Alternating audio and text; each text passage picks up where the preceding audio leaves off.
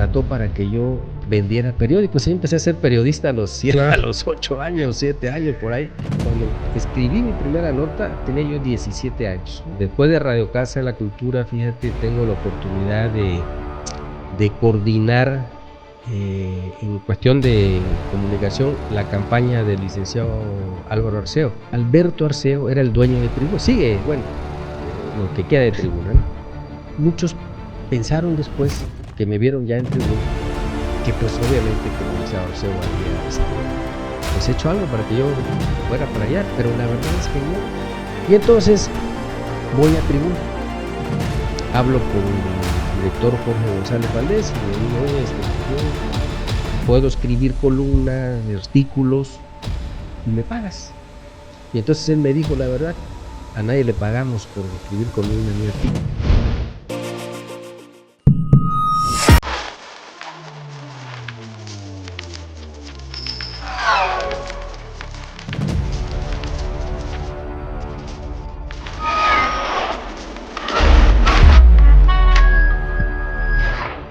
Bienvenidos a la Esquina del Toro, este espacio de comunicación. Me da mucho gusto darle la bienvenida a este espacio al maestro Ambrosio Gutiérrez Pérez. Ambrosio, gracias por aceptar esta invitación. No, gracias a ti, Pepe, por invitarme pues, a platicar, con todo gusto. Pues esa es la intención de este espacio, Ambrosio. Estamos construyéndolo. Le pusimos la Esquina del Toro en alusión a que mi abuelo fue propietario de esa esquina de aquí la famosa esquina de San Francisco. En San Francisco. Y dije, bueno, aprovechando este marco de los 40 años de la Escuela de Comunicación, yo soy egresado de la Escuela de Comunicación, tú igual eres egresado de la primera generación de la segunda generación. Fíjate, yo pensé que era de la primera, de la segunda generación, y actualmente eres director de la escuela. Entonces, fíjate, hay mucho que contar porque a nosotros nos tocó una época de la comunicación muy distinta a la que es ahora. Sí, ha habido una gran evolución. En el contexto general. En el ámbito académico, bueno, pues ahora entraremos a detalle, pero en el caso tuyo, Ambrosio, ¿cómo te topas con la comunicación antes de pensar en estudiar? ¿Tuviste algo de acercamiento, algo? Sí, Pepe, bueno, van a pensar que soy un poco viejón, pero no, sí lo soy, todavía lo disimulamos. Exactamente. Un poco. Bueno, mira, lo que pasa es que yo tengo una familia en la que antes que yo apareciera en escena, hubo varios periodistas. El recuerdo más lejano que tengo de un pariente en temas de comunicación es un tío abuelo, hermano de mi abuelita, que nació en la Ciudad de México y se involucró en actividades periodísticas. No sé exactamente si fue reportero o redactor, pero él trabajó en el Universal muchos años. Se llamaba Juan.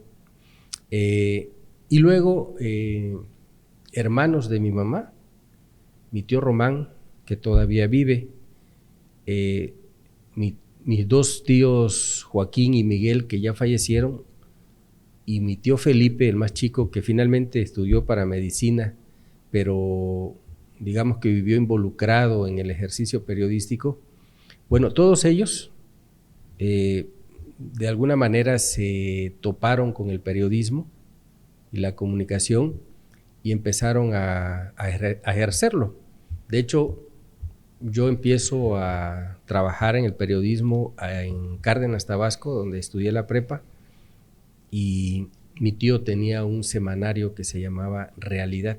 Bueno, se llamó Actualidad y luego Realidad. Cuando yo llegué por allá, ya era Realidad, veracidad en la noticia.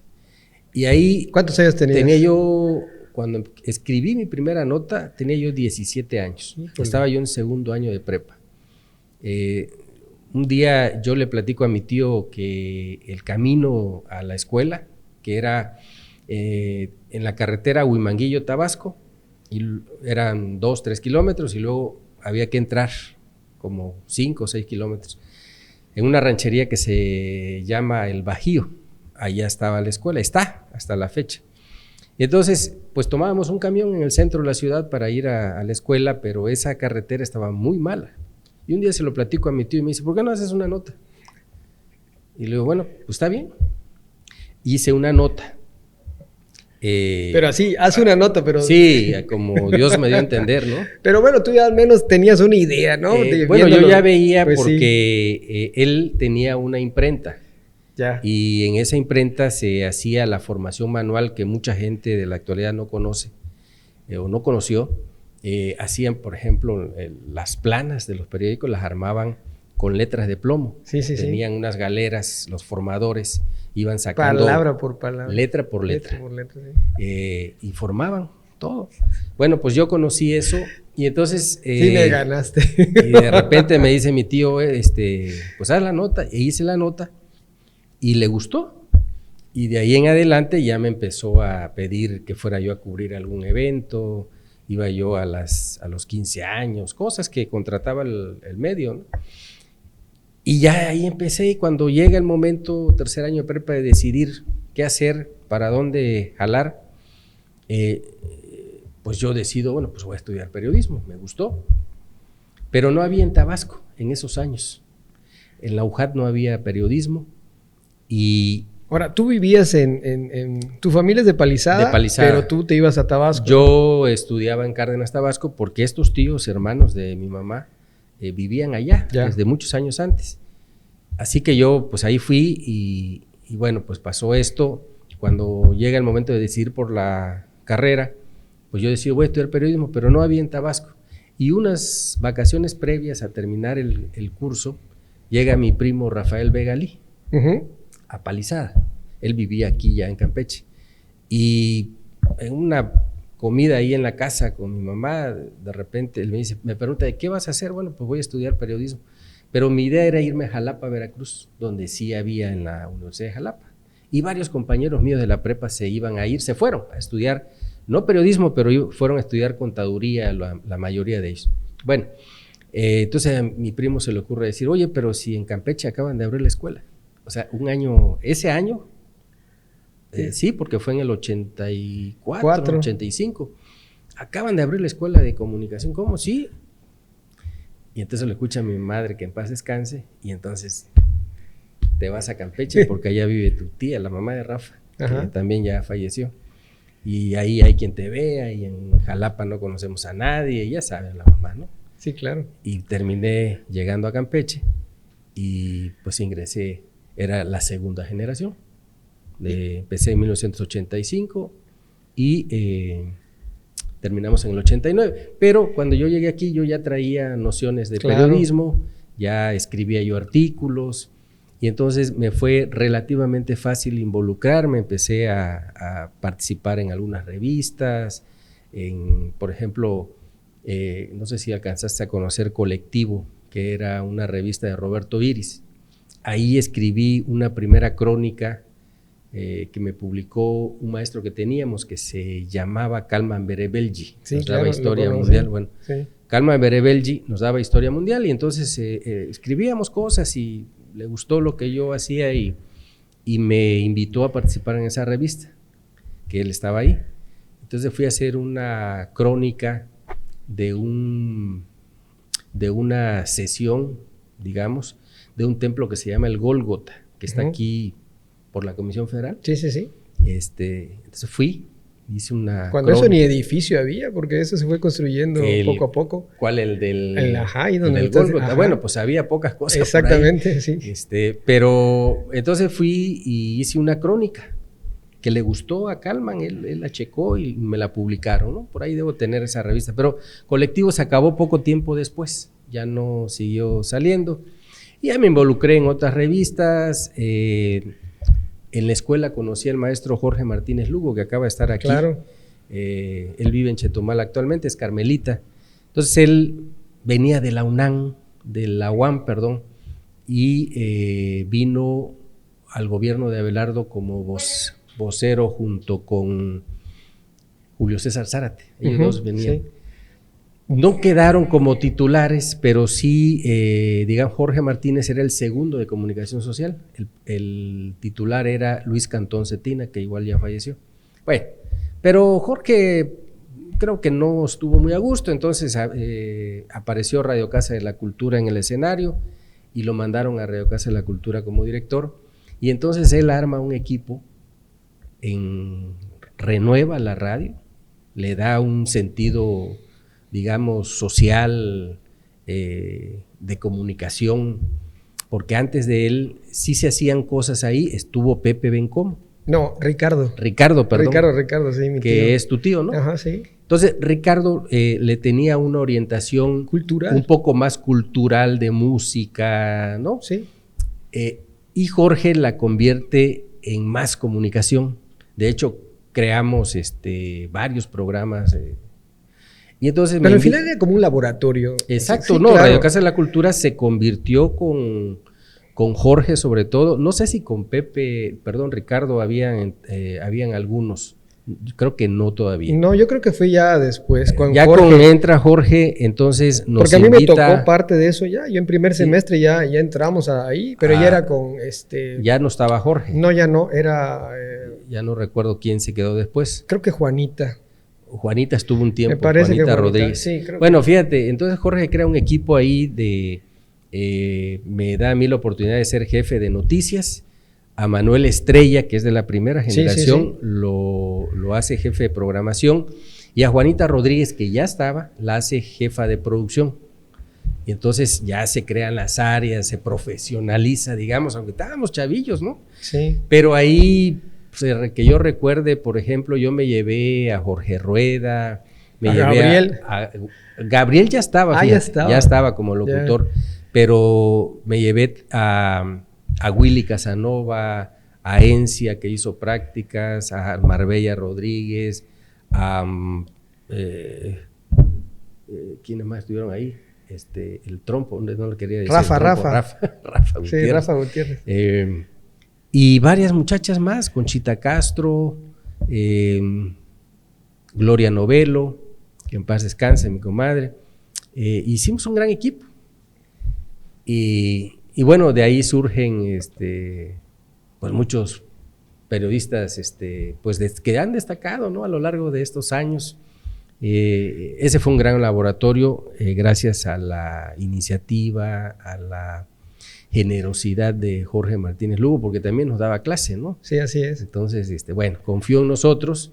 Y entonces muchos ahí hicimos práctica, ya nos comprometimos, hacíamos muchas cosas, ¿no? Oye, pero ni idea podíamos tener. Yo lo que me estás platicando me remonta a una época que, bueno, similar a la nuestra, ¿no? Tal vez en otras condiciones, pero igual, o sea, no nos imaginábamos lo que teníamos por delante. Exacto. O sea, inclusive solo pensábamos tal vez en Televisa, hablando de televisión, no, en las radios comerciales es que eso grandes. Se pensaba. Sí. No nos imaginábamos nada de esto, y en ese entonces pensar con los compañeros que he platicado, prácticamente todos hemos pasado por medios importantes aquí en Campeche, que en su momento igual tuvieron mucha fuerza. Fue tu caso también cuando entras a la prensa escrita, ¿no? Sí, claro. Bueno, ya de ahí, después de Radio Casa de la Cultura, fíjate, tengo la oportunidad de coordinar en cuestión de comunicación la campaña del licenciado Álvaro Arceo, que iba para diputado local, primer distrito, con miras a ser el líder del Congreso. Entonces, ahí pues yo me voy a cubrir la campaña, y termina, gana, y entonces me veo en la disyuntiva ahí de o me quedo en Radio Casa de la Cultura o me voy al Congreso. Y terminé yéndome al Congreso porque en ese momento significaba pues un mayor ingreso, claro. Y me llamaba mucho la atención de poder hacer otra cosa diferente. Pero además en Campeche, que es tan pequeño, que ha sido así, o sea, estas oportunidades no se le dan a cualquiera. Sí, claro, hay que tener cierta capacidad, claro, cierto dominio del ambiente político. Así es, y entonces yo recuerdo que igual convertimos el Congreso en una especie de laboratorio. Por ejemplo, estuvieron conmigo mis compañeras de estudio, Victoria Mejía Ortega, que luego fue directora, la primera directora egresada de la escuela, Silvia Lorena Yabela, entre otros que fueron a hacer prácticas. Por ejemplo, también estuvo mi paisana Victoria, que es la esposa del que luego fue gobernador, Carlos Miguel. Por ejemplo, ella hizo, en ese tiempo, ella hizo prácticas con nosotros, entre otros compañeros que llevamos de la escuela. Y bueno, pues ahí estuvimos 3 años, en la legislatura, hicimos varios proyectos. Fíjate, se hizo una revista, hicimos programas de radio, programas de televisión, en fin, bien. Y luego de ahí se acaba eso y me voy a tribuna, fíjate, y quiero decir algo, fíjate, públicamente, que no recuerdo si ya lo dije, pero lo voy a decir. Yo me voy, termina el Congreso. Como el licenciado Arceo era el líder del Congreso, fue el líder del Congreso, fue la 53 legislatura, y su hermano Alberto Arceo era el dueño de Tribuna. Sigue, bueno, lo que queda de Tribuna, ¿no? Que es una página igual. Claro. Era el dueño, entonces muchos pensaron después que me vieron ya en Tribuna, que pues obviamente que el licenciado Arceo había pues hecho algo para que yo fuera para allá, pero la verdad es que no. Termina el Congreso, la legislatura, el licenciado Arceo tenía una oferta de Colosio para ser una especie de delegado regional de la sede, ¿qué era? En eso era Sedesol, sí, en la época de Salinas. Sí, Sedesol. Él inventa Sedesol. Entonces, pero finalmente por grillas allá y confrontación política con el entonces gobernador que empezaba, Salomón Azar, pues se viene abajo ese proyecto, porque él nos había invitado a algunos, ¿no?, a estar con él. Se viene abajo, finalmente ya no es, y pues yo me quedo solo. Cuando eso yo daba clases acá. Sí, tú fuiste mi maestro, sí, de hecho. Exactamente, entonces me quedo en un tiempo solo con el tema de la escuela, que era muy poco. Entonces yo, bueno, pues antes de que yo entre en crisis, tengo que buscar un trabajo que me dé otro ingreso. Y entonces voy a Tribuna. Hablo con el director Jorge González Valdés y le digo, oye, pues yo puedo escribir columnas, artículos, y me pagas. Y entonces él me dijo, la verdad, a nadie le pagamos por escribir columnas ni artículos. Así estaba. No, sí. Entonces, yo, bueno, pues, pero me dice, pero fíjate que voy a tener un espacio a partir de cuenta que fui un miércoles, jueves, y me dijo, a partir del lunes voy a tener un espacio en la dirección, porque mi amigo Sixto Cantú iba a salir, que él fue mucho tiempo jefe de redacción, entonces él iba a salir a dejar su espacio ahí, y pues yo le digo, pues está bien, deja, y me dice, piénsalo, y si te interesa, el lunes nos vemos a las 5 de la tarde, para trabajar. Y entonces, pues sí, yo dije, bueno, pues no tengo mucho que pensarle, no tengo otra cosa ahorita.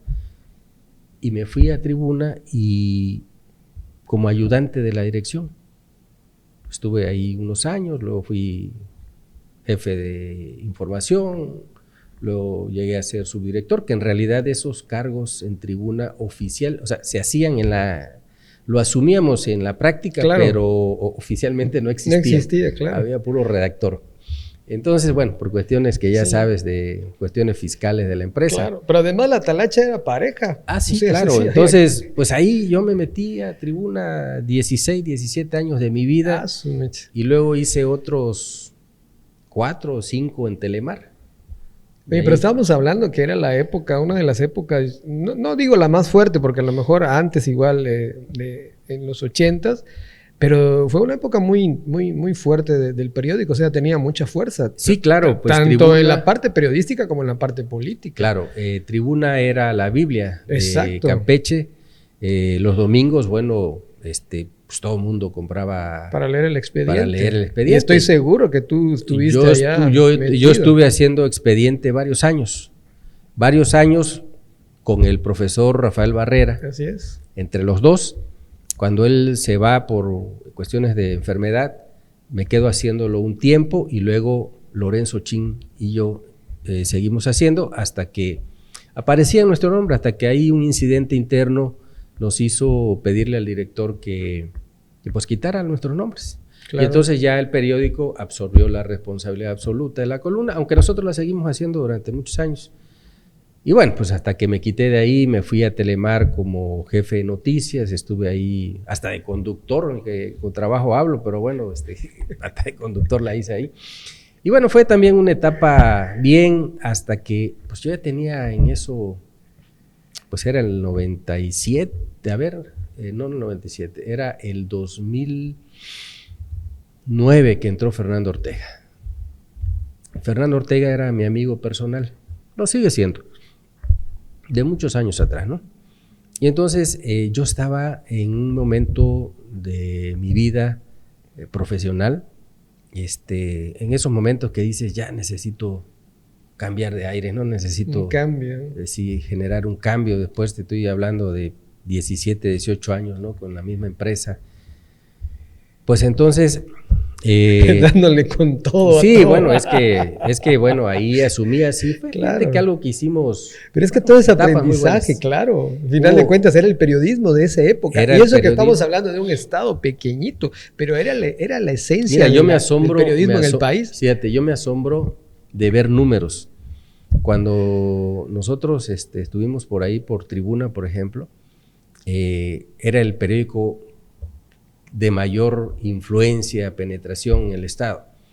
Y el tiraje, pues mira, el tiraje más que yo me acuerdo, espero que no me desmienta alguien, pero bueno, me acuerdo que hubo un tiraje un domingo de 23 o 25 mil ejemplares, que fue el pico más alto que yo recuerdo, un domingo. O sea, si tú, aún en esa época, tú distribuyes 25 mil ejemplares entre una población que éramos en ese entonces, ponle como 600, 700 mil. O sea, ¿a cómo nos toca? Nada. Lo que pasa es que los periodistas, los políticos, la gente de gobierno, los políticos de partido, etcétera, vivimos un mundo aparte. Claro, es un círculo rojo, claro, que le llaman. Y entonces nosotros pensamos que si lo lee el político, pues ya lo leyó el pueblo. Claro. Pero además... y era falso. Pero la distribución, lo que sí era interesante era que tenía una red de distribución. Sí, porque era el periódico más grande y tenía una red de distribución muy buena hacia todos los puntos del estado. Exacto, o sea, Tribuna llegaba salía a todo el estado, aunque fuera por ejemplo, te hablo de mi pueblo, a mi pueblo quizá llegaban 25, 30 ejemplares, a lo mejor 50 si el ayuntamiento compraba 10 o 15 o 20. Pero llegaban, eso era lo interesante. Sí, ahí llegaba, por ejemplo, había una ruta Champotón-Escárcega, y de ahí hasta Candelaria me parece que llegaba, y de ahí ya el encargado de ahí iba al camión, en ese tiempo el sur, bueno, sigue habiendo ruta del sur, ya no como antes, pero la hay. Entonces el paquete, ¿no? Para Palizada, y a Palizada llegaba el periódico a mediodía en el camión y ahí se distribuía. Y fíjate que cuento una anécdota, yo empecé a ser periodista en esa época, no me había dado cuenta, pero cuando yo tenía cuando empezó Tribuna empezó en el 76, yo tenía,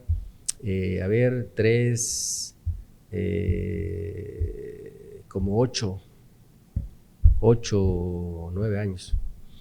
Y un tío político, que era locutor en una radio en la radio de Palizada, que es del mismo Grupo Arceo, pues a él le encargaron la distribución, el que estuvo originalmente, un maestro, se la dejó a ese tío político, y me contrató para que yo vendiera periódicos. Y empecé a ser periodista a los 8 años, 7 años, por ahí. Ya tenías el contacto. Porque yo iba y me pagaba por distribuir el periódico. No, pues con razón, o sea, oliste la tinta desde casi tus primeros pasos. Pues imagínate, y bueno, y ya luego lo que te platiqué de mis tíos, que casi todos ellos ejercieron de una u otra manera el periodismo. Claro. Ellos eran muy conocidos en Villahermosa, por ejemplo, en el diario Presente, que es pues no sé cuántos años tendrá el Presente, pero yo creo que le anda rondando, pues a lo mejor a los 50 años o más, no recuerdo, pero bueno, era y sigue siendo un periódico de mucha tradición en Tabasco, y ellos estuvieron ahí. Y bueno, pues esa es la historia a grandes rasgos. Y en esta etapa en la que de pronto, a lo mejor no lo sé, nunca se deja de escribir, porque yo estoy seguro que no lo has dejado de hacer. No estoy seguro, estoy convencido. De hecho, lo sigo haciendo. Claro, pero cambia nada más la forma en la que uno lo ejerce, pero ¿extrañaste eso una vez que te metiste más de lleno a las cuestiones administrativas, a lo mejor con eso? Sí, es que, Fernando. Bueno, es que cuando llega ese momento de que quiero dejar un tiempo en pausa. Quería dedicarme a escribir más, porque también me gusta la literatura y tengo varios libros. Entonces, hay la oportunidad de, me dice Fernando Ortega, me invita, pues, yo le comento que voy a tomar una pausa.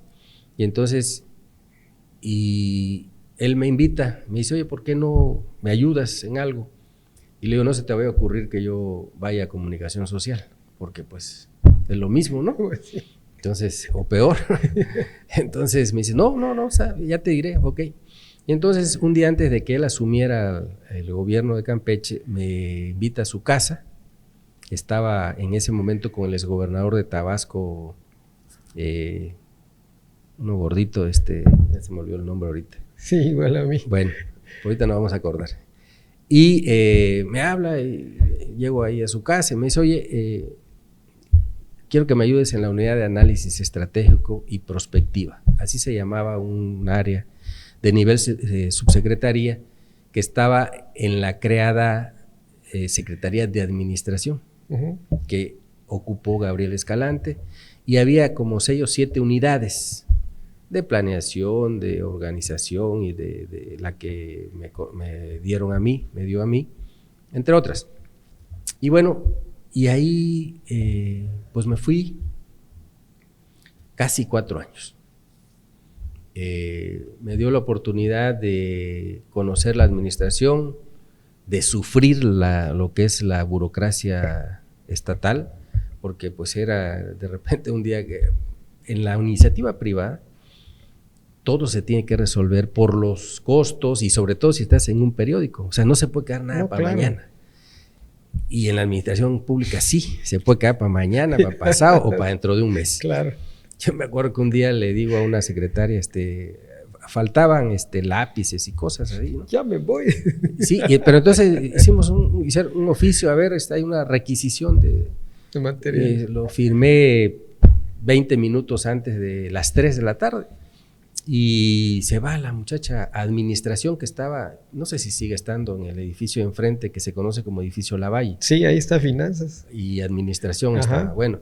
Entonces la muchacha llegó y, o sea, se fue. Regresa al rato y me dice, Lic, ya no me recibieron, pero ¿por qué le dices? Es que ya faltaba 5 minutos para las 3 y ya el encargado de recibir ya se había parado porque iba a checar su salida. ¿Y qué? Pues no, hasta mañana. Entonces, cosas que uno a través de la vida periodística critica, señala, pero no lo padeces. Claro. Hasta que estás ahí. Sí. Una anécdota. Me sirvió en lo personal porque pude hacer... Pues viste al otro lado. Algunos, ¿no? Pero fíjate que no me involucré en la decisión de gobierno. Aunque Fernando Ortega pues era mi amigo y me distinguía con invitarme a algunas reuniones de importancia, digamos. Y a veces platicaba con él cosas de cultura, de libros. Tuve la oportunidad de hacer varios libros ahí, independientemente del trabajo propio de la oficina, que era pues hacer un seguimiento de la información y hacer ciertos análisis que tenían que ver con el momento político, etcétera. Pero digamos que es un trabajo de escritorio que yo, como dicen, no, lo hacía yo durmiendo, porque pues yo venía de, pues imagínate escribir una columna los domingos. ¿Y discursos nunca te dijo, oye, ayúdame con un discurso? No, fíjate, porque él tenía un equipo que encabezaba Jorge Curmina. ¿Ah, sí? Digo, hasta la fecha Jorge creo que anda... y él tiene, creo, un espacio ya, una empresa, no sé qué tiene Jorge. Entonces no, pero a quien sí le hice varios discursos, le hacía yo cada vez que tenía una intervención, era a Gabriel Escalante, que era el secretario de administración. Él sí me pidió muchas veces que yo lo apoyara con eso, y lo hice. A otros amigos igual, ¿no? ¿Cuántos libros ya escribiste, Ambrosio? Pues a ver, si en el tema de novela tengo una que se llama Encarnación, otra que se llama Novia del Río, otra que se llama Amor Jurado, y tengo una que no he podido publicar, ya la terminé hace algunos años, que se llama El Río Viejo. De hecho, durante la pandemia publiqué, casi toda la publiqué, porque pues eran momentos en que todo el mundo estaba encerrado. Claro. Y yo dije, bueno, pues voy a publicar esto, y empecé a publicar por capítulos. ¿Y en qué te inspiras? Todas son costumbristas, es decir, todas mis novelas están basadas en historias de mi pueblo. Ya. Palizada. De Palizada, exacto, todas. Pero además, tienen como base anécdotas y circunstancias familiares o de gente conocida, pero no necesariamente son las historias, ¿no? Por ejemplo, Amor Jurado es la historia de mis abuelos, pero no es literal. O sea, claro. hay cuestiones propiamente novelísticas, claro, ¿no? Pero digamos que es una base. Sí, claro. Partes de una de algo, por ejemplo, de una vivencia, y de ahí te vas. Exacto. Por ejemplo, El Río Viejo. El Río Viejo es una novela basada en una historia que no es real. Pero lo que sí es real es la base de la novela, que tiene que ver con el Río Viejo, porque así le decimos y conocemos a un afluente del río Palizada, un afluente que entra, que ya está prácticamente asolvado. Ese Río Viejo yo lo conocí cuando todavía corría, pescábamos, y mi familia del lado de mi mamá, en un lugar que se llama, cerca del pueblo, que se llama La Boca de la Zanja. Ahí vivían la familia de mi abuelo, y entonces nosotros íbamos allá con los tíos, y pues íbamos a bajar cocos, mangos, y nos bañábamos en el río, y pescábamos, y conocía a muchas familias, ¿no?, de esa zona.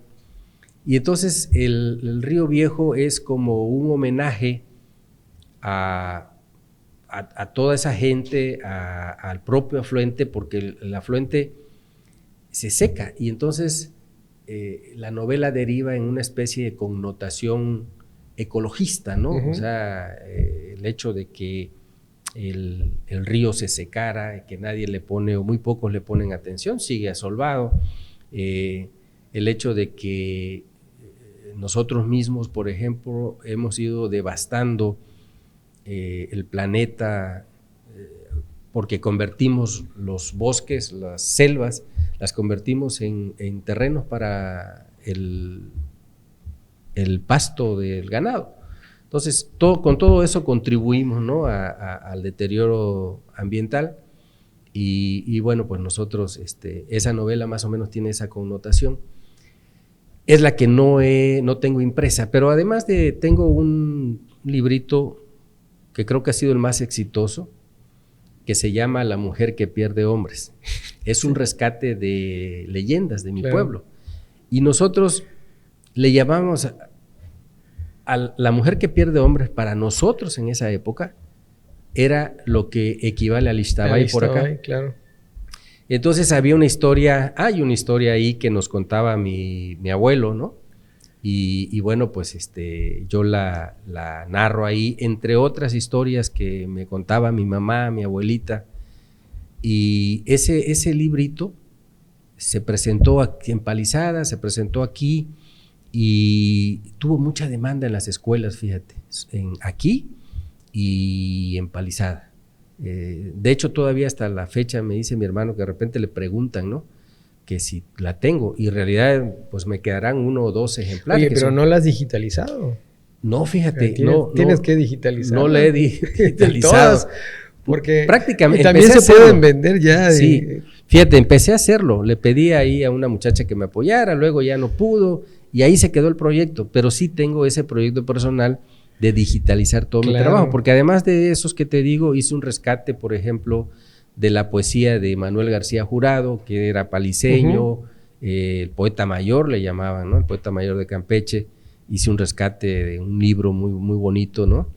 Y también hice un rescate de una crónica, que creo que es el libro que más me gusta en ese sentido, que es de Francisco Fiel Jurado. La ejecución del senador Francisco Fiel Jurado, Crimen de Estado, ese es el título, ¿no? Porque fue una ejecución como se hacen hoy día. pero nada más que fue en 1924, 23, 24. ¿Pero hiciste toda la investigación? Sí, hicimos toda la investigación. Afortunadamente, una amiga de Claudia Lustov, una maestra que vive en la Ciudad de México, que trabaja en la UNAM, me ayudó con el rescate de algunas, sobre todo, ¿sabes qué? Del diario oficial de la... no del diario oficial, del diario de los debates en la Cámara de Senadores, porque Fiel Jurado era senador cuando lo ejecutaron, porque él pertenecía a un grupo que se levantó en armas en la época de Obregón, los seguidores de Adolfo de la Huerta. Entonces, ese grupo que se levantó en armas tenía una representación política en el Senado.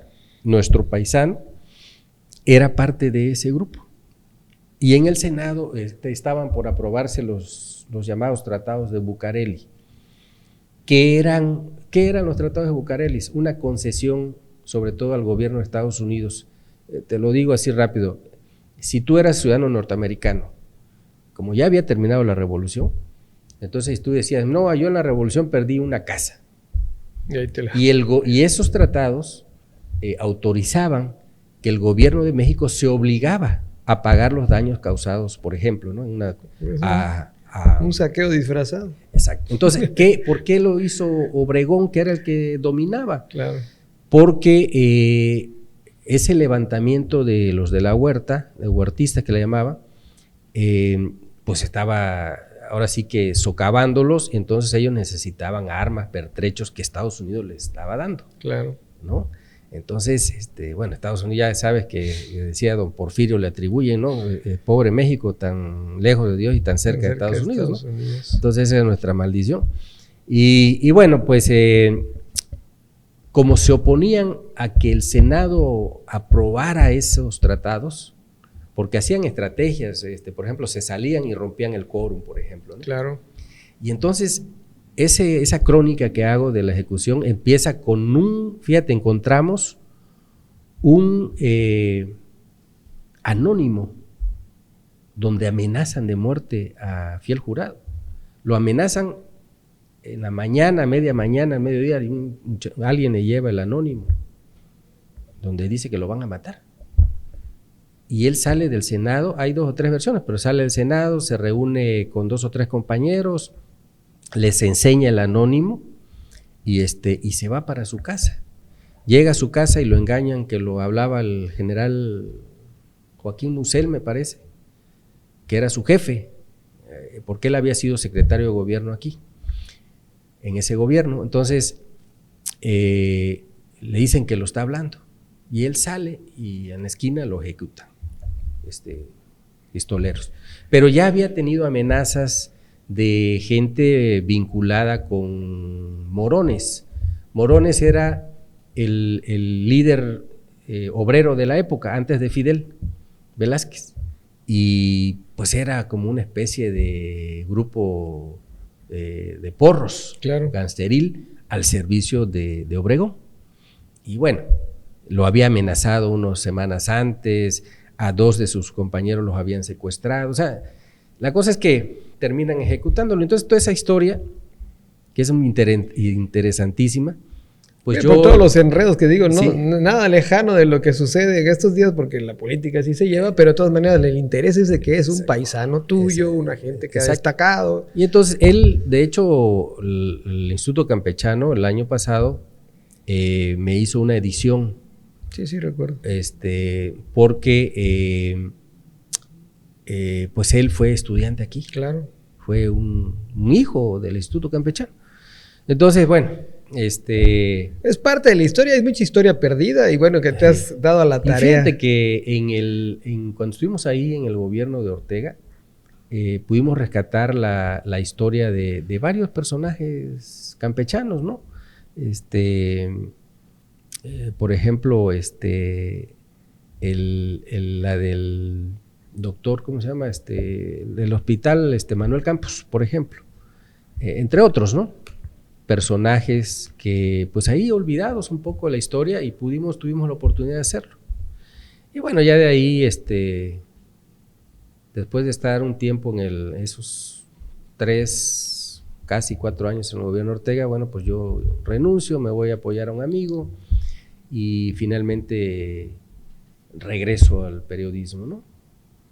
Regreso al periodismo, pues ya con plataformas digitales, porque pues hicimos un estudio cuando estábamos por empezar, hicimos un estudio para ver qué nos convenía más, si un semanario impreso,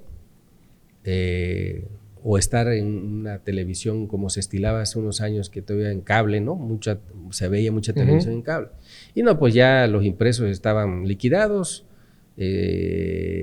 los canales por cable igual iban para allá, ¿no? La gente ya estaba empezando a tener todo en el teléfono. Así que bueno, pues plataformas digitales, y así creamos, pues Jorge Rueda y yo creamos Cauce Campeche TV, que es un canal que mantenemos hasta la fecha. Ahora, eso es también una visión pensando en lo que ya tenemos encima, digo, porque sí, es lo que hemos platicado igual.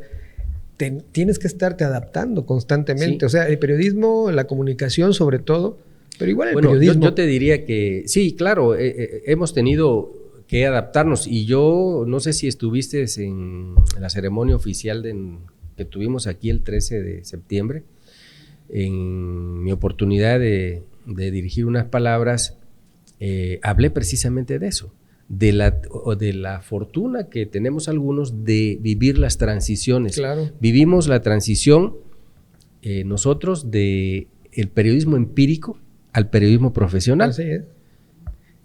Y ahora mal eran vistos los egresados de una escuela al principio. Sí, bueno, parte claro.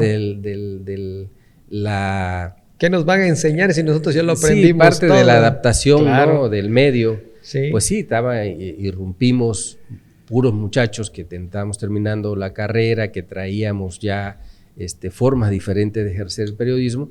Y bueno, la gente empírica pues sí se sintió un poco, ¿no? Pero finalmente la transición se hizo. Claro.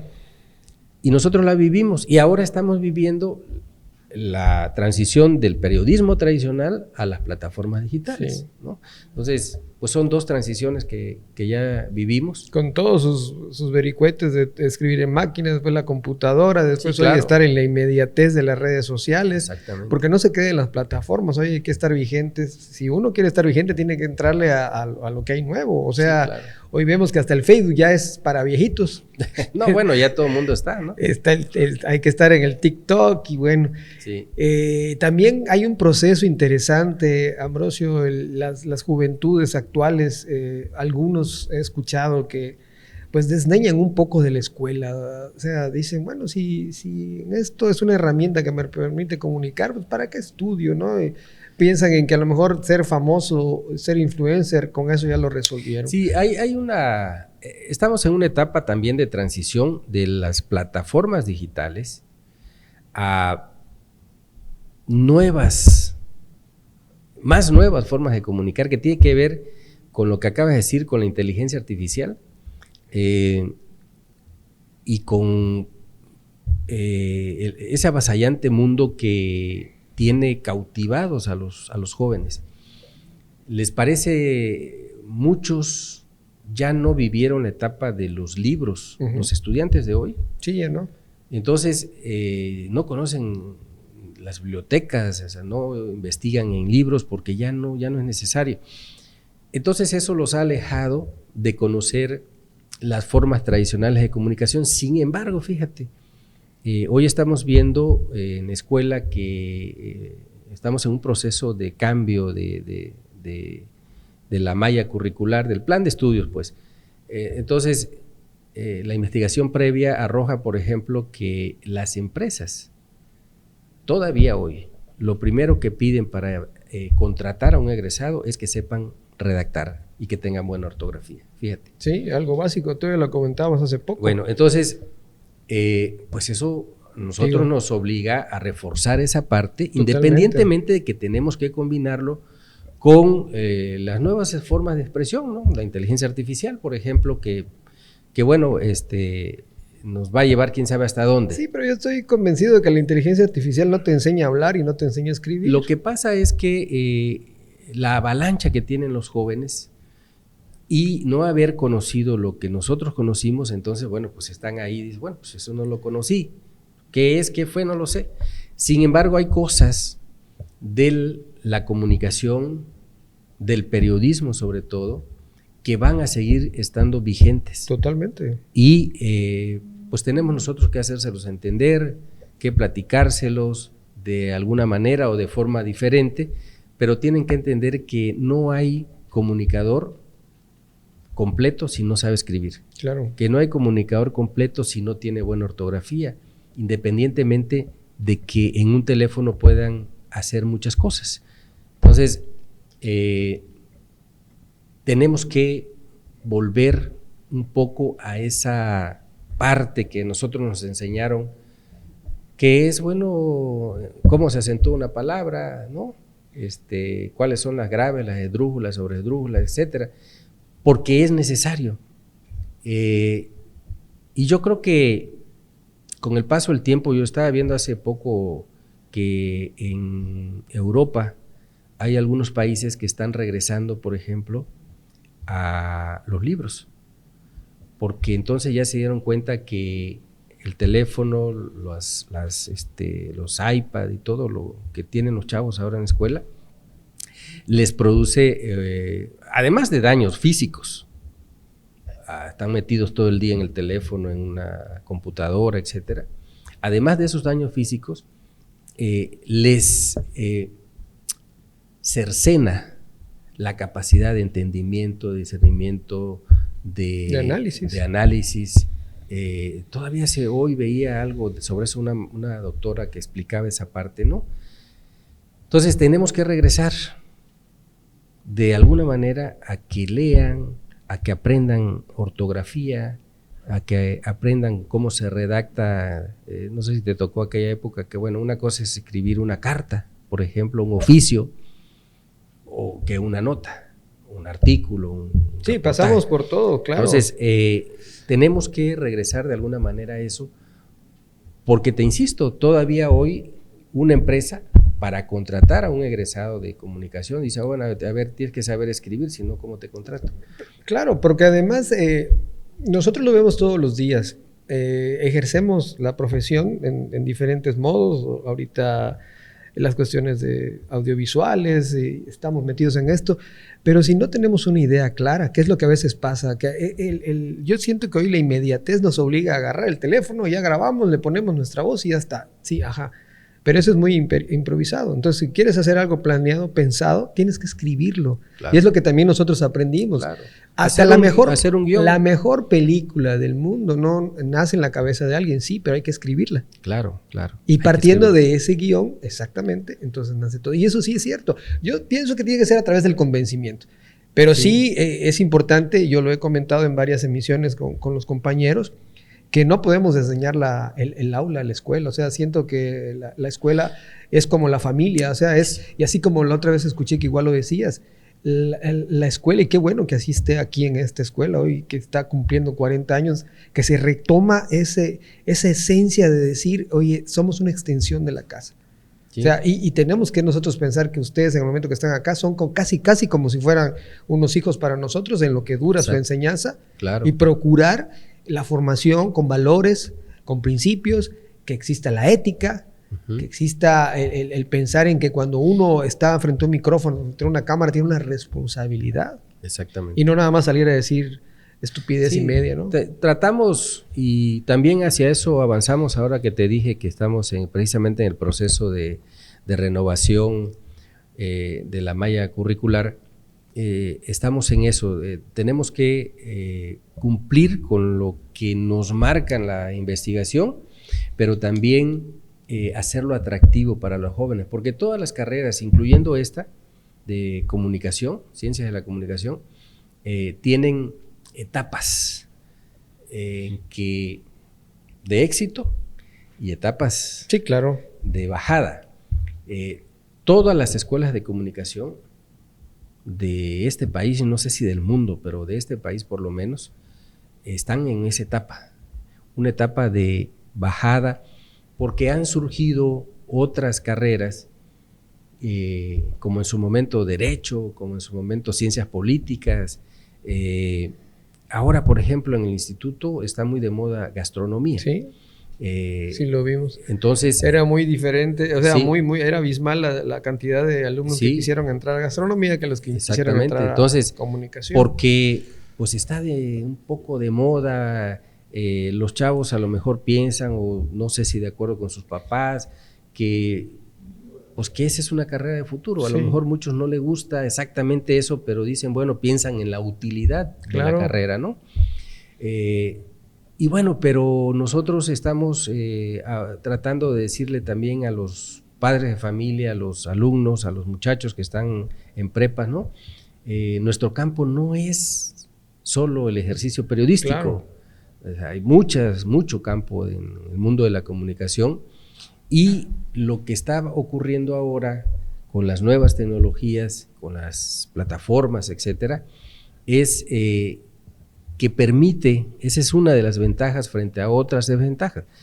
Una de las ventajas es que le permite a cualquier egresado, con su preparación profesional que lleva, le permite hacer su propia empresa. Claro. Eso nosotros era muy difícil hacerlo. Sí. En la época que nosotros estudiamos y egresamos de la escuela. No buscábamos cómo. Tenías que recurrir a los medios tradicionales grandes, televisoras, escritos, etcétera, radios. Pero porque sabes que creo además que nos tocó una época en que, digo, siempre los juguetes estos son muy caros, las herramientas para hacer televisión sobre todo. Sí. Tener acceso a una cámara era muy caro. Yo creo que hoy también la tecnología se ha democratizado, ha puesto muchas cosas en un teléfono, y hoy permite una cámara gama media alta poder hacer algo muy bien hecho en un teléfono. Entonces, nosotros era impensable, ¿no? Poder decir, oye, ¿dónde agarras una cámara? ¿No? No se podía porque era muy caro. Sí. Eran muy caros los equipos de televisión, y ni hablar de poder hacer una radio, ¿no? Sí, exactamente. La concesión. Sigue siendo caro, pero hoy hace radio por internet, y antes era hasta ser fotógrafo, había que comprar el rollo, mandar a revelar, o sea. Exactamente. Entonces, sí era muy complicado, y entonces la tecnología, por esa parte, pues ya nos permite a cualquiera. Sí. Digo, ese cualquiera, hablo o me refiero a egresados con preparación profesional, aunque ahorita cualquier bribón, o sea, que con el teléfono, que es la parte mala, desventajosa, cualquiera agarra el teléfono y sube barbaridad y media y le pone un nombre a una página, y entonces ya están haciendo comunicación y periodismo, que no lo están haciendo profesionalmente. Claro. Eso hay que distinguirlo. Exacto. Y bueno, pues se ponen a decir cualquier barbaridad.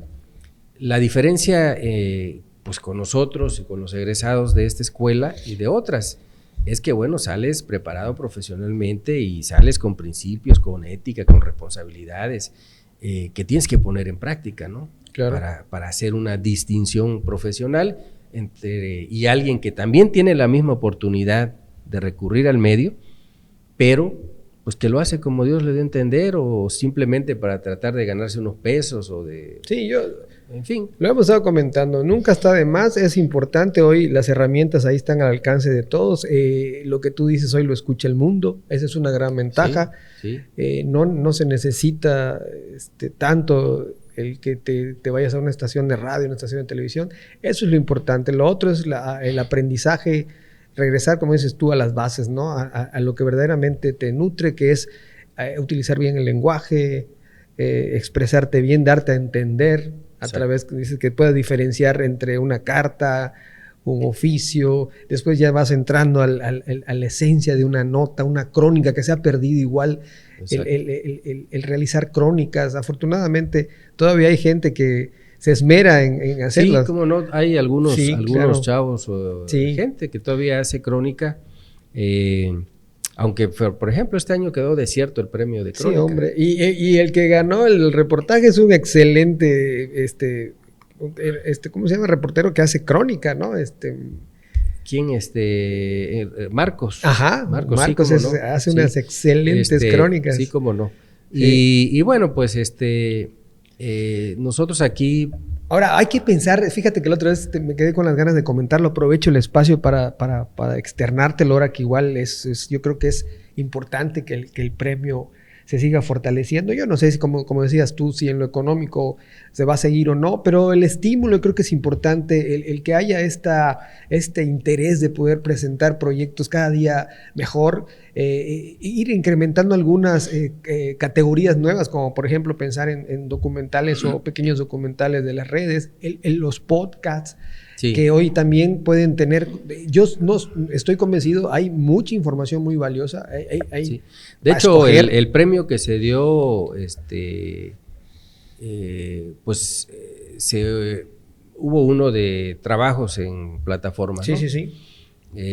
Ese aceptaba, ese premio aceptaba, pues, porque ya pasó, cualquier trabajo en plataformas digitales, pero por eso a ese trabajo en específico, a esa categoría en específico, se le puso una serie de requisitos que tienen que ver con la calidad, con, en fin, varias cosas. Y el alcance también. Entonces, yo creo que sí, poco a poco se va a ir, digamos, depurando en ese sentido. Y pues el objetivo es, como ya sabes, ahora desde este año, el Premio Estatal de Periodismo corresponde organizarlo por ley al Instituto Campechano a través de la Escuela de Comunicación. Y entonces a nosotros nos tocó este año y nos seguirá tocando mientras estemos aquí y la ley continúe, ¿no? Cuando yo no esté, el director o directora que esté será por ley el presidente del comité organizador. ¿Y cuál es el objetivo primordial, fundamental? La calidad. Este año ya fueron académicas con experiencia periodística, todas, que calificaron los trabajos. Eso es muy importante. Y lo que, por ejemplo, platicamos, yo como presidente del comité, platiqué con las integrantes del jurado antes de que empezaran su trabajo. Yo les dije, miren, lo que nosotros queremos privilegiar y queremos que poco a poco vaya ganando terreno entre la comunidad de periodistas, comunicólogos de ese estado, es la calidad. No les tiemble la mano si ven un trabajo que no tiene la calidad. Y no porque, o sea, si queda desierto, pues queda desierto, ¿no? Claro. Entonces, yo creo que trabajaron muy bien en ese sentido, con absoluta honestidad. Y yo les dije otra cosa, aquí nadie les va a pedir que beneficien o que hagan o que digan, nadie, absolutamente nadie. Y así fue, porque lo que queremos es que con el paso de los años, recibir el Premio Estatal de Periodismo, uno de los premios, sea de absoluto orgullo, claro, profesional, porque digas tú, a ver, yo me gané este premio porque presenté el mejor trabajo. Sí, porque compitió entre muy buenos trabajos. Muy buenos. Entonces, ese es el objetivo a mediano y largo plazo por eso, y hay que decirlo, la gobernadora del estado, Laida Sansores, ustedes saben que el premio pues lo organizaba absolutamente el gobierno del estado. Ella no, desde un principio dijo, no, a nosotros no nos interesa, a mí no me interesa organizar este premio, que se vaya, que pregunten a los periodistas qué quieren. Claro. Se hicieron los foros, que te acordarás, y la mayoría opinó que se fuera a la academia. Como ya está, este año un poco combinado porque todavía, por ejemplo, ¿por qué se mantuvieron los premios económicos? Porque el presupuesto destinado a eso ya estaba asignado desde el año pasado, y entonces, bueno, había que ejercerlo en lo que decía. Y lo que se hizo fue Comunicación Social, una transferencia al instituto. Pero el próximo año ya es presupuesto del instituto. Claro. Y a lo mejor el instituto no tiene para dar un premio igual de abundante. Exacto. Entonces se tendrá que ajustar económicamente a las posibilidades de esa institución Pero educativa. insisto, yo creo que eso tendría que ser secundario, no porque no sea importante, sí, pero porque uno no debe entrar a intentar ganar un premio por el dinero. Es que debe ser como estímulo. Claro. No, o sea, para mí lo más importante sería que ahora que ganó entre muchos buenos trabajos, yo gane un premio porque ya sé que me están calificando la calidad de mi trabajo. Se distinguió en una... Porque fue el mejor trabajo profesional. Entonces, y bueno, si aparte me dan un estímulo económico que pues me alcance por lo menos para festejar el premio, para que yo haga algo, bueno, pues está bien, bienvenido. Y no al revés como hasta ahora ha sido. Claro. O sea, hay que, pues... No podemos decir otra cosa, la mayoría de los chavos, de los compañeros, pues entran también por el tema económico, ¿no? O sea, si lo ganan es una buena lanita. Claro. Pero bueno, eso, si se pudiera mantener, está bien, pero pues no es algo que... Claro, que tenga que ser. Que tenga que ser así. Exacto, pues al final de cuentas yo creo que es un gran acierto, desde el principio lo pensamos, es lo idóneo que se estimule el trabajo periodístico en todos los ámbitos, ya hablando de las cosas actuales, de las actividades que hoy se pueden ejercer en la comunicación y que al final de cuentas sigue impulsando entre alumnos, entre, como dices tú, profesionales de la comunicación y los que no son tal vez, como dices tú, en el ámbito profesional porque no estudiaron la carrera, pero que presentan y tienen esas capacidades. Claro, pues hay gente que ejerce profesionalmente y no estudió la carrera. Exactamente. Pues eso es válido, ¿no? Exactamente. Fíjate que ahora, a propósito del 40 aniversario que cumplimos el 13 de septiembre, del 9 al 13 ya sabes que estuvimos haciendo actividades académicas, talleres, conferencias, y me dio mucho gusto que fue un recuento que hicimos al final. O sea, yo no lo había percibido así, pero me di cuenta de que la mayoría fueron, creo que 23, 25 egresados de esta escuela. Participaron con talleres, conferencias, conversatorios, porque es gente destacada. Claro. Y vinieron algunos conferencistas de fuera, digamos, diferentes, ¿no? Que no estudiaron la carrera, por ejemplo, de inteligencia artificial, un maestro muy bueno, Gerardo Navarrete, que dio una plática, por cierto que tenemos el compromiso de terminarla porque se fue la luz ese día, y bueno, pero la mayoría de los participantes son gente profesional, egresada de esta escuela de comunicación y que está aquí trabajando en el estado, pero está en otros lados también, en diferentes lugares. Y eso es lo que, si haces el recuento, dices, bueno, pues sí ha servido esta escuela, ¿no? Para mucho. Y yo espero que siga sirviendo, ¿no? Para mucho más. Yo creo que sí. Volteamos a verlo y vemos que hay semilla sembrada y que hoy se sigue haciendo. Y como bien decimos, necesariamente no tiene que uno que trabajar en un medio de comunicación. Cuando uno dice voy a estudiar ciencias de la comunicación, es una profesión que te permite tener las bases para muchas cosas, para dedicarte a muchas otras cosas y hoy, como bien decimos, a tener tu propia empresa que se nutra con estas cuestiones de las redes sociales. Los comunicólogos, comunicadores, hacen falta en las escuelas, hacen falta en las empresas, hacen falta en las religiones, hacen falta en los gobiernos, desde luego. ¿Sí? O sea, es impresionante el espacio que se abre para un comunicador. Lo que tenemos que hacer es, como yo les digo a muchos compañeros y estudiantes y egresados, a ver, ¿quiénes destacan? Los que le ponen mayor interés, los que estudian más, los que le dedican más tiempo. Ellos son los que destacan. Hay muchos que se quedan ahí en otras cosas. Respetable, pero bueno, por lo menos más del 50% de una encuesta que acabamos de conocer, que hicieron los maestros acá, la maestra María Sánchez Aguilar, encabezó una investigación en el que el 53 o 54% de los egresados están en medios. Sí. En medios o espacios vinculados con Yo creo que es un buen número, sí lo creo. Hay otros que por diferentes casos, claro que sí. Y digo, insisto, las necesidades van a ir creciendo, no al revés, o sea, porque hoy ya vimos que la comunicación es más allá de un medio de comunicación. Entonces, eso nos permite hoy tener ese panorama de que la escuela es la base de muchas cosas que se pueden. Y hay gente que dice, ¿qué estudio?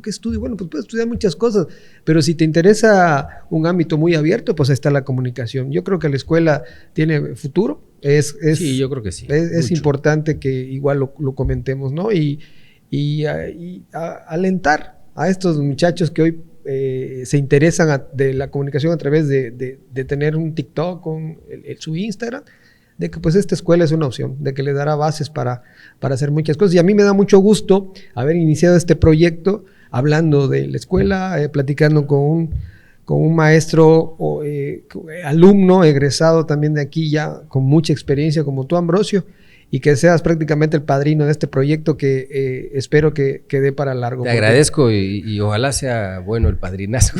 Yo creo que sí, vean, ¿no? Yo creo que sí. Salió, fíjate, sin planearlo, pero sí se fueron dando las cosas. Ya vino Yo cuando empecé a grabar no tenía bien claro las fechas del aniversario, del 40 aniversario, y sin querer después se vino encima, ya lo teníamos encima y velo hoy. Ya estamos en esto y ya estamos... yo siempre he estado más detrás de las cámaras, lo sé. Pero hoy digo, ya es el momento, hay muchas cosas que ya nos gusta decir, queremos decir, vemos cosas que han estado cambiando, vemos cosas que nos alientan y nos permiten decir que, como escuchamos por allá, que nuestro pecho no es bodega, sí. Y hay que decirlas, ¿no? Y hoy estamos en este pues trabajo. Hoy la vida tan democrática, tan abierta en el país y en el Estado, pues te permite hacer y decir cualquier cosa. Ojalá todo lo que hagamos y todo lo que podamos decir, pues sea desde el punto de vista profesional, ¿no? Porque eso nos distingue. Claro. Nos hace, pues, tener un reflejo, sobre todo si somos egresados de esta escuela, ¿no? Un reflejo profesional, exactamente. Sí. Y bueno, pues en esa tarea estamos inmersos aquí en la escuela. Hay que sentirnos orgullosos y que nosotros dejemos esa semilla, ¿no? De que lo que estamos diciendo tiene un sustento y tiene sobre todo pasión. O sea, las cosas, como lo bien dices, hay quien destaca, y yo diría que se destaca cuando las cosas se hacen con el corazón, sí. Se hacen con pasión. Claro, y aprovechar la experiencia, y la verdad que te deseo mucho éxito. Lo vas a tener en este programa porque pues tú eres, no sé, llevas toda la vida sí. en TRC. Pues desde que era Cogatec, ¿no? No, yo empecé... después. Sí, después yo tuve la suerte de empezar haciendo una revista. A lo mejor no te acuerdas, pero íbamos contigo a consultarte muchas cosas que tenían que ver con la redacción. Tuve la gran ventaja de tener esa escuela, de ser el editor de... No me acuerdo. No, porque te estábamos en el salón de clase y te decíamos, a ver, Ambrosio, checa esto, ¿cómo va? No, sí está bien, nos orientabas muchísimo, porque nos aventamos un trabajo bastante intenso. Teníamos que sacar una revista mensualmente, donde se involucraba el trabajo de los comités de solidaridad. Y era un compromiso muy serio. Sí, como ya me acordé. Sí, era un compromiso muy serio y no fallamos. Fueron 6 años, de cada mes salió una revista. Eran un buen equipo, todos eran... No, algunos sí, pero sí, de la escuela sí todos, totalmente. ¿No? Como todos te pasó a ti, lo mismo te digo. Entonces sí fue dejando semilla, sí ha dejado semilla, no. Y ha sido una escuela dentro y fuera. Esa es la gran importancia, ¿no? Pues ya hoy tenemos... la verdad es que de la gente empírica de antaño, pues quedan ya muy poquitos, ¿no? Sí, claro. Ya todos, en todos lados, son la mayoría, el 90% egresados de esta escuela, algunos otros de otras, pero la gran mayoría... Sí. Ya estamos dándole. Pues Ambrosio, fue un placer. La verdad te agradezco mucho, Pepe, tu tiempo y que hayamos podido pues, desempolvar algunas cosas, comentar otras y pasar un rato agradable, y que el público que nos escuche y nos vea, pues igual nutran y puedan absorber algo de lo que hoy pudimos comentarle. Te agradezco mucho, Pepe. Gracias y éxito. Muchas gracias. Pues amigos, hasta la próxima.